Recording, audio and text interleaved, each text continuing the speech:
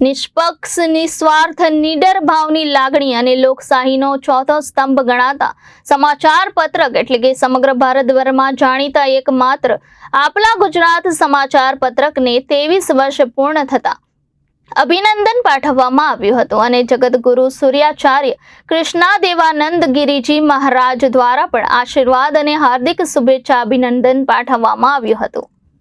પાછલા 23 વર્ષોથી લોકોની વચ્ચે રહીને ઘણા સરાહનીય કાર્ય કરી લોકોની સમસ્યાઓનું નિવારણ, તેમની મુશ્કેલીઓનું નિવારણ કરી અડગતાથી લોકોની વચ્ચે અને લોકોની પહેલી પસંદ અને સાથ સહકારથી 23 વર્ષ પૂર્ણ કર્યા।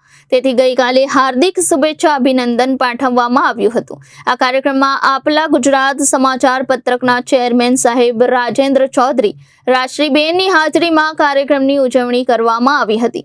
આ કાર્યક્રમમાં પૂર્વ deputy mayor doctor Ravindra Patil, social worker Hetal Nayak, સમાજ સેવિકા દક્ષાબેન પટેલ, વરિષ્ઠ પત્રકાર હનીફ ચોથિયા, બાઉન્સ બનીના ચેરમેન લાલજીભાઈ તથા ગુજરાતના તમામ પત્રકો સાથે સંકળાયેલા શુભેચ્છકો તેમજ ઓફિસ સ્ટાફના તમામ સભ્યો ઉપસ્થિત રહ્યા હતા।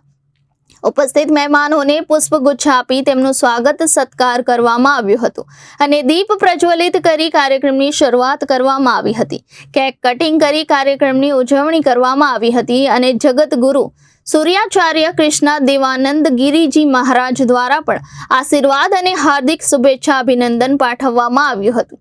જેવી રીતે દીપ પ્રજ્વલિત થઈને અંધકારનો નાશ કરે છે તેવી રીતે આપલા ગુજરાત 24 વર્ષમાં પ્રવેશ કરીને દેશમાંથી ભ્રષ્ટાચાર, મોંઘવારી, અન્યાય, અત્યાચાર અને બેરોજગારીના મુદ્દાઓ પર 24મા વર્ષમાં અસત્ય પર સત્યની જીતની જેમ અને અંધકારમાં અજવાળું ભરશે એ હેતુથી નવો સંકલ્પ લેવામાં આવ્યો। કાર્યક્રમને સફળ બનાવી હર્ષોલ્લાસથી આપલા ગુજરાત સમાચાર પત્રકને હાર્દિક શુભેચ્છા પાઠવવામાં આવી।